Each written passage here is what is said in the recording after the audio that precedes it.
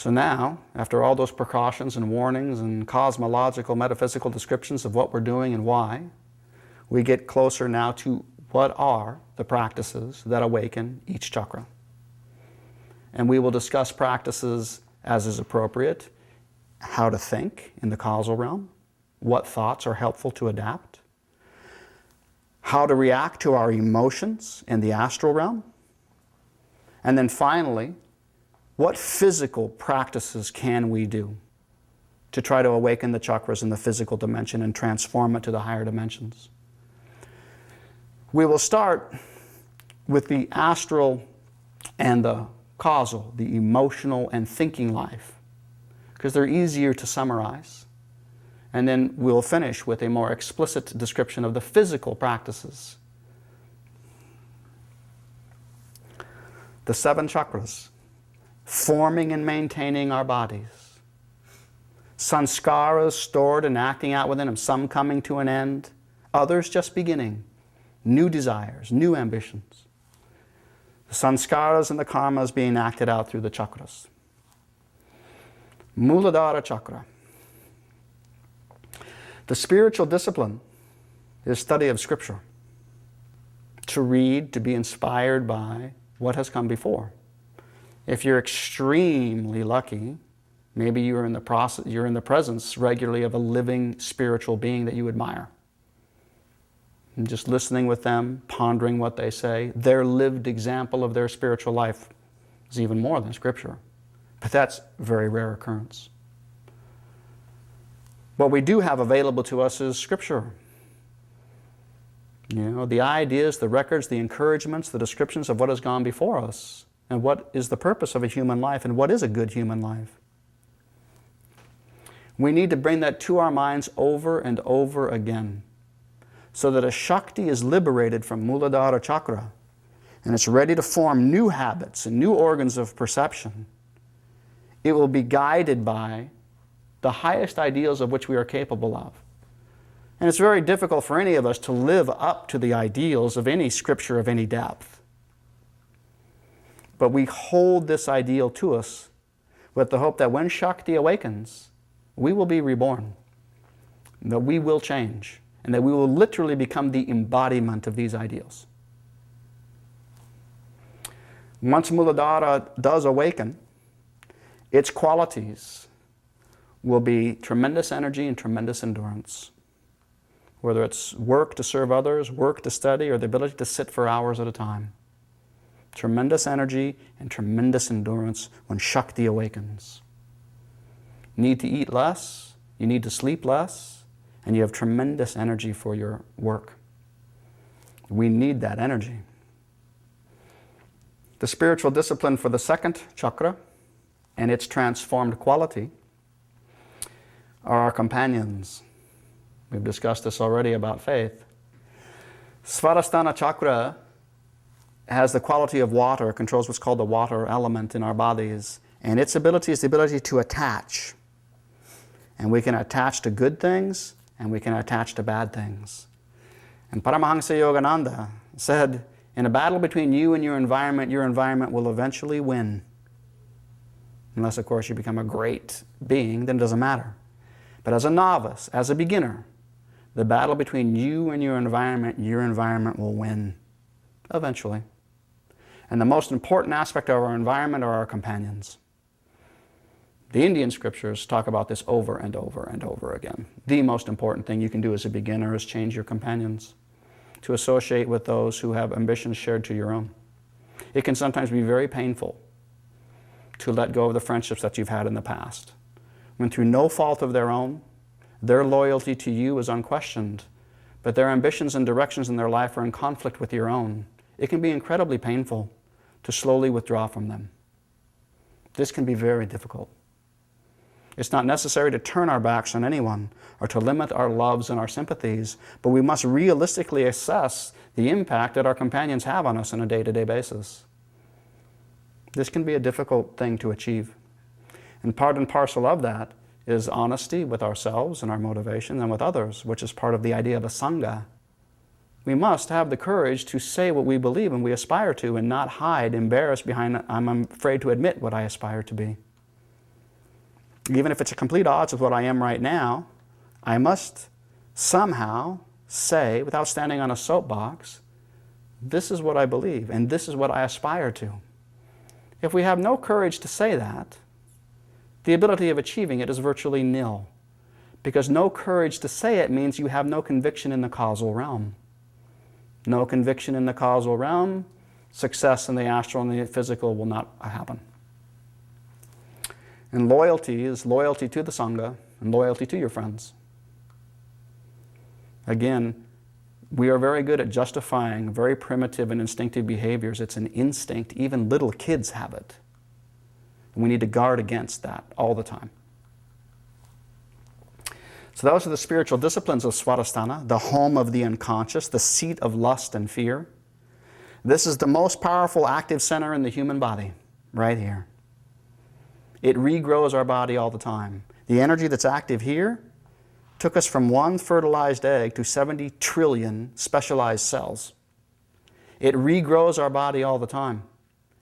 We slough off and we regrow something like 2 million blood cells every minute.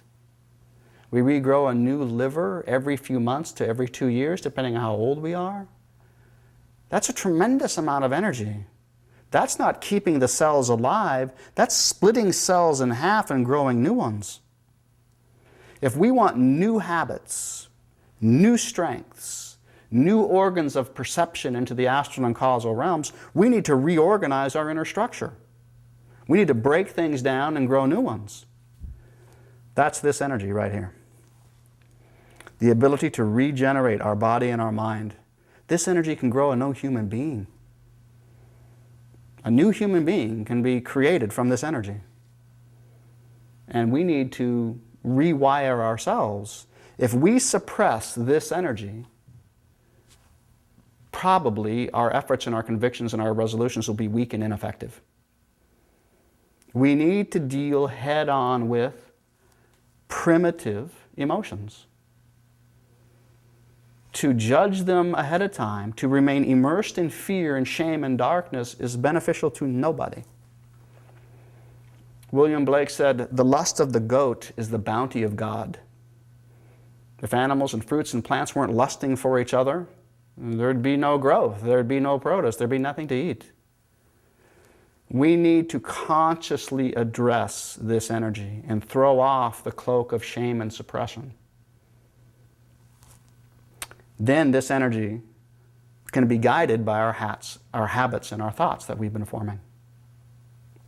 Svadhisthana chakra may be the most dangerous chakra, Dr. Motoyama says, because of the lustful karma involved, but vitally needed to be successful in our project of reformation and transformation.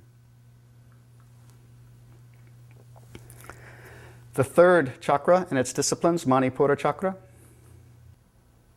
its spiritual discipline is to suspend like and dislike and to see people and things as they really are. The function of Manipura chakra is like and dislike. I like you, I don't like you. I don't know, I didn't like him. I don't know why. It's not the moral right and wrong of the heart. It's just, I don't know, I don't like that, I don't like that, don't like him. I prefer this. Like and dislike. Yogananda said, if on the spiritual life you find yourself more and more finicky about your food, your environment, all those kind of things, you're going backwards in the spiritual path. In the Bhagavad Gita, Krishna says to Arjuna all the time, rise above dualities like, dislike, hot, cold. Sit, be still, endure, let it roll off your back. If we already approach someone and are going, don't like, like, we won't be able to see them how they really are. We're already coloring them. We need to suspend like and dislike and try to just feel how they really are without a preference of whether it's good for me or bad for me. This is a personal thing, personal like, personal dislike. Not right and wrong for the heart, a moral judgment, it's just personal. And the more finicky we are, the more selective we are about what's we like and dislike, we're tied up in Manipura chakra. The awakened quality, the more successfully we can question our knee-jerk like and dislike reactions, the more we can go like, wait a minute now, why do I dislike this guy? Let's just pause for a moment. It'll awaken an empathic ability. Body workers, healers, and advanced yogis, the ability to feel what other people are feeling is a function of Manipura Chakra. For some people, it's a dim awareness. For advanced yogis, it's a precise ability to see their emotions. So body workers, a lot, they suffer from stomach problems, overeating, because when you're trying to feel what someone is feeling as you're trying to work on them, you're trying to train your empathic abilities. And if you're overworking that chakra, you recreate their emotions inside your own body. And that makes you upset, and it tends to make us overeat, to stuff down those feelings. But if we go about it properly, in a balanced way, we will learn to feel what other people are feeling. Rising above our own preferences of like or dislike, that's not important. What is this person really feeling without my projections? So the awakened quality of suspending like and dislike is true empathy. To truly, accurately feel what someone else is feeling. The fourth chakra, anahata, its spiritual discipline is to selflessly serve others and accept one's own karma. These are two aspects of what's called karma yoga in the Eastern traditions. Its awakened qualities are compassion and healing power. Selflessly serving others and accepting one's own karma, this means serving others without want of reward or recognition. You do it because it's right. That we find satisfaction in serving others. That we make whatever effort we can effectively to make this person or this thing or this place better, without any thought of, am I getting credit for this and what will I get out of it? This is absolutely necessary to open Anahata Chakra. The sense of self and the sense of ego is usually strongest in Anahata Chakra. My reputation, my image, predominantly here. So learning to serve others, whether or not it's a glorious thing or it will aggrandize me, is very important. And the flip side of that is a more difficult spiritual training, and that's accepting one's own karma. And Dr. Motoyama talks about, and so does the Gita, talks about how if we could get into a habit of accepting everything that happens to us, good or bad, as a possibility to be transformed and move forward spiritually, if we could really, truly do that, not only would Anahata Chakra open, all the chakras would open and we'd become enlightened. It's difficult to even think about, and when I think about the very genuine, real sufferings that other people have gone through, it's difficult for me to even conceive how this can be done. But it's obligatory to me to mention it, that to whatever level we can, the good and the bad, we accept it, that it's the consequence of what we've done before. It's not God's fault, it's not my wife's fault, it's not society's fault. I point the finger of blame at nobody. I accept it, and I continue to serve others without resentment. Very difficult thing even for a healthy, happy human being, much less someone who's suffered real tragedy in their lives. But this is the key to opening Anahata Chakra. If this is successful, the more successful we are, we start to experience genuine compassion for other people rather than try to change them, right and wrong. We just want to help them. And healing power will come. The ability to heal people is the ability to project chi from your hands, usually. Great advanced yogis can project chi from their third eye, but healers, body workers, hands-on people, they almost always do their healing work through their hands because the heart meridians run through the arms and the palms of the hands. And that's how you project your chi into someone, is through the heart. Reaching out to people, influencing the environment, is the function of Anahata Chakra. Manipura Chakra is you feel the suffering of others. Well, many a mother has felt an agonizing relationship to a child that they can't help, but they feel the child suffering. Anahata is the ability to do something about it, to project your chi into someone and change them. So with compassion comes healing power, true healing power.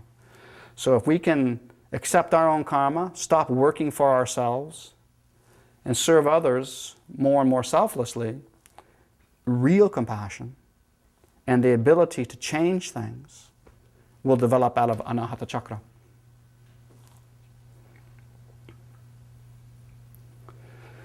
The fifth of the chakras, its spiritual disciplines and awakened qualities of Vishuddha at the throat. The spiritual discipline for Vishuddha is uninterrupted listening. You just let people speak for as long as they want.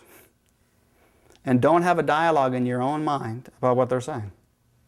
The normal thing is, even as they're speaking, we're formulating our response, so we miss half of what they say. Just listen and listen and listen and listen without interruption. That's in our everyday life. In the spiritual life, it'd be the ability to listen to a psalm or a prayer or a chant without the mind wandering. Just listen. This is a difficult thing to do. Because we tend to have an inner dialogue. We tend to get halfway through something, the words are hardly out of our companion's mouth, and we're already formulating our response. Just let them speak and quiet our mind and just let it come in. The awakened quality that comes from this is we begin to perceive the emptiness of objects, that nothing exists in and of itself, that actually all things are slowly changing and morphing and dying away. And so we become less and less attached and more calm, and we can listen and watch and reflect, as opposed to holding very tightly and preferring this over that or grieving for what has occurred. We can just watch the play of life more, and we get that sense of the poignancy, that emotion becomes increased. And this emptiness of objects doesn't lead to an emptiness of feeling. It leads to an appreciation of this ever-changing world. Whatever's fading now will be replaced by something just as marvelous. And it all arises and passes and arises and passes. This leads to us stopping, grasping, and running for things. The everyday sentiment in poetry is the notion of the best things in life are free. The sun, the stars, the sky, warm tea on a cold day. It's like I don't need to rush out to big grandiose projects and grandiose things. I'm more and more content with everything that's happening is pretty cool. We have to be calm and silent, sink beneath the noise of our own thinking and other people's worries and concerns, and just stay calm while it's all happening. And we begin to see that so much of what we've been doing or other people are doing right now is completely unnecessary and unproductive. It's like, well, she's running around like a chicken with her head cut off because she thinks she's doing something, but she isn't. Just be still, and you would more clearly go like, oh, I need to do this. And with 1/10 of the effort, you get the job done. This occurs, that's the spiritual discipline of listening and sinking deep. And then this idea of the emptiness of objects is the idea that we don't grasp to them. And this leads to peacefulness and to calmness. It's like none of us thinks to look at a cloud and somehow got to put that in a bottle and hold it there. But watching the clouds is an incredibly fun thing to do. We need to learn to see all of the circumstances in our life as clouds forming and passing away. They're empty. They're not solid. They do not endure forever. Agya Chakra, the sixth chakra, its spiritual disciplines is prayer, and its awakened quality is an emptiness of the self. Prayer is, specifically in this instance of prayer, is prayer for others, not prayer for myself. Please give me a job, please help me this, well, please make my... It's a prayer for others. There are other prayers that come from the heart that are more about trying to make circumstances better. This prayer the prayer at Agya Chakra, its assumption here is it's just prayer for wisdom and understanding. Wisdom and understanding. What is the nature of the world? It's epitomized by a story of the Buddha. The Buddha was giving a lecture, and some grief-stricken woman finally made his way to the Buddha's feet and fell at his feet and weeping and crying and saying, "Oh Lord Buddha, my child, my only child has died. Lord Buddha, my child, my only child has died. Can you help me? Can you help me?" And so the Buddha says, "Yes, I can help you. Take this bowl," gave him his own begging bowl, "fill it with rice, beg rice to fill this bowl, and bring it back to me full." And he says, and as she gets to leave, so grateful that the great Buddha is going to help her, he says, "And by the way, you cannot beg rice from any household where death has touched it." So she goes about her business, and of course, a day, a week, whatever it is later, comes back. There's no rice in the bowl, because death has touched every household. And she lays the bowl at the Buddha's feet.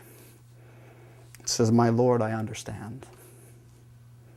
Now, it isn't that the Buddha wants her to acquiesce and give up in the grief-stricken nature of life that her child's been taken from her.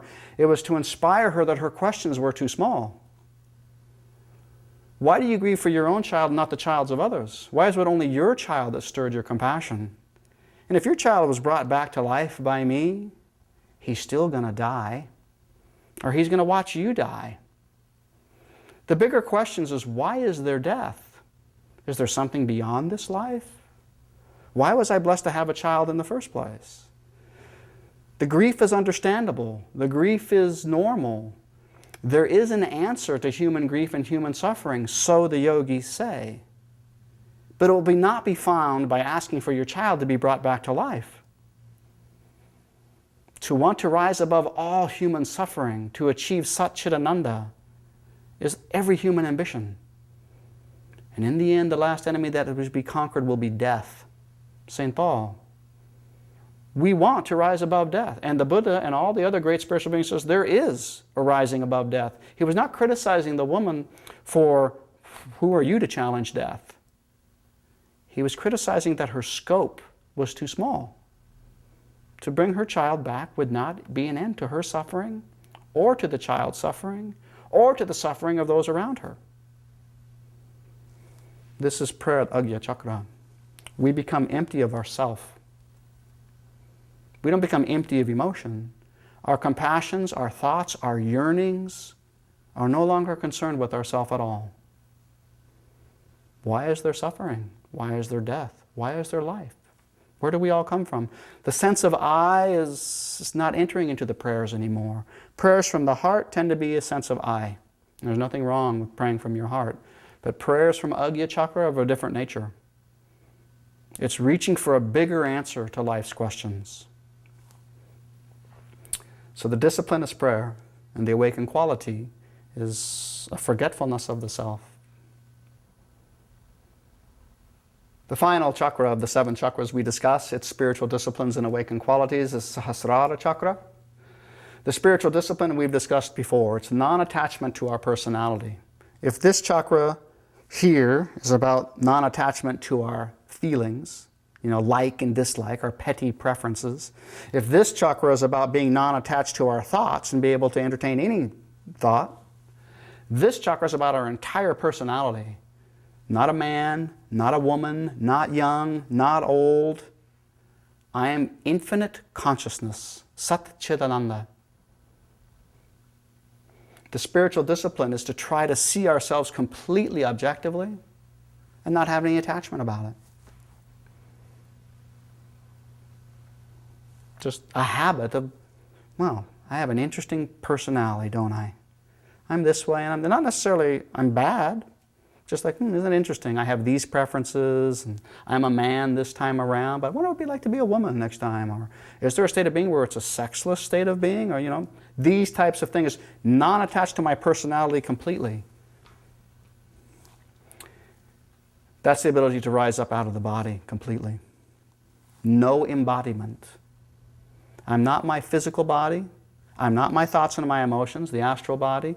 And I'm not my thoughts, the causal body. I'm not a body. This is a temporary immersion in samsara. I am a universal consciousness. This is the promise of the great yogic traditions. Atman is Brahman. The awakened quality is very difficult to describe. This word means rasa. It's a Sanskrit word. Its literal translation is taste. That's the literal translation. But in context, it's used in the Indian scriptures on aesthetics of describing why does poetry or a play pleasurable to us. I brought it here because it's said to be the closest that we can glimpse of what a blissful Satchidananda type of existence is like. Of course, no allegories are perfect, but this is a pretty good one. What is the awakened state of Sahasrara chakra? The yogis say that if we imagine and reflect on a play, watching a play or a movie in our era, we can see comedies, we can see dramas, we can see horror movies. People pay money to go see all types of movies, and they find it pleasurable. And yet to be embroiled in those movies, if those movies were real, we probably wouldn't like hardly any of them. Certainly not the horror movies, probably not the dramas, and even some of the comedies are usually at someone's expense. And yet we find pleasure in watching these representations of comedy, horror, drama, history. We find it pleasurable. Even the horrific things, the most made movies in the country, and I think the world, are horror movies. People flock to watch horror movies. No one would ever want to live through a horror movie. The concept here is that this sense of it's a play, it's not real, doesn't mean I don't experience the laughter of a comedy. I experience and cry at a tragedy or a drama. I experience emotions. But it's with a different taste or quality to them. I'll go again and again back to a comedy or a drama or a horror show, depending on my mood, and I'll enjoy them all. Because there's something rasa. I know it's not real. It is not lasting.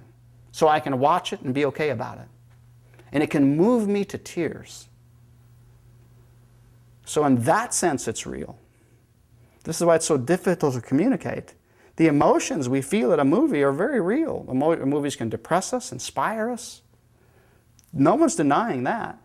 But would you want to live through those movies? Usually not.